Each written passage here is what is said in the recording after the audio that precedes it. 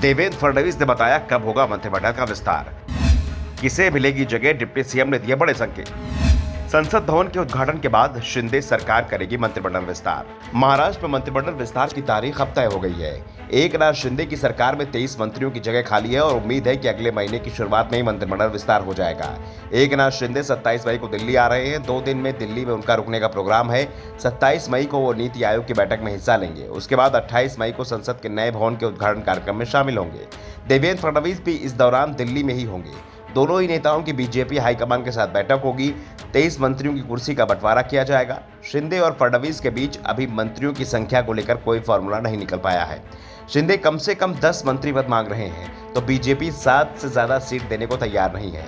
शिंदे का दावा है कि असंतोष को कम करने के लिए कम से कम 10 मंत्री पद चाहिए, तो बीजेपी की चिंता है कि उसके पास 100 से ज्यादा विधायक हैं। ऐसे में सिर्फ 40 पार्टियों वाली शिवसेना के साथ बराबरी की हिस्सेदारी नहीं हो सकती।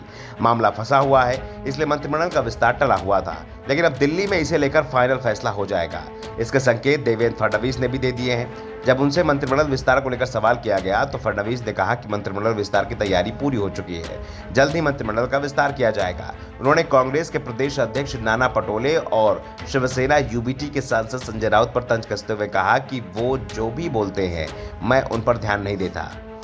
मैं अपना काम करता हूं और वो लोग काम की जगह बस बोलते हैं। दरअसल पिछले साल 30 जून को एकनाथ शिंदे ने सीएम पद की शपथ ली थी। साथ में देवेंद्र फडणवीस ने डिप्टी सीएम पद की शपथ ली थी।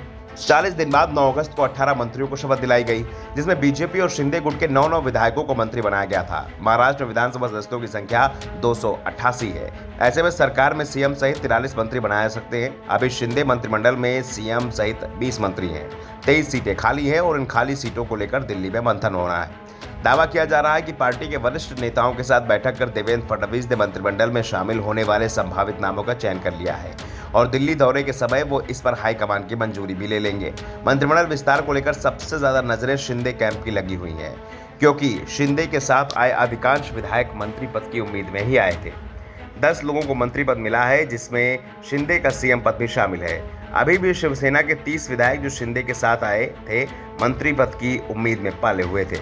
10 निर्दलीय विधायक भी शिंदे के साथ मंत्री पद की उम्मीद में ही जुड़े हुए हैं। ऐसे में शिंदे की मुश्किल है कि अगर मंत्रिमंडल विस्तार करेंगे तो कई विधायक नाराज हो सकते हैं। इनकी नाराजगी से बचने के उपाय भी तलाशे जा रहे हैं। दूसरी ओर बीजेपी के अंदर भी मंत्री बनने वाले संभावित लोगों की लंबी लाइन है, लेकिन पार्टी के अंदर नाराजगी का कोई संकट नहीं है। इसलिए देवेंद्र फडणवीस ने खुलकर बोला है कि जल्दी मंत्रिमंडल का विस्तार किया जाएगा। बीजेपी की ओर से अब मंत्रिमंडल विस्तार को हरी झंडी मिल गई है। एकनाथ शिंदे के ऊपर जो संकट था वो पहले ही टल चुका है। शिंदे साफ कर चुके थे कि मंत्रिमंडल का विस्तार सुप्रीम कोर्ट के फैसले के बाद ही किया जाएगा और शिंदे की विधानसभा सदस्यता के मामले में सुप्रीम कोर्ट का फैसला आ चुका है। गेंद विधानसभा अध्यक्ष राहुल नार्वेकर के पाले में है।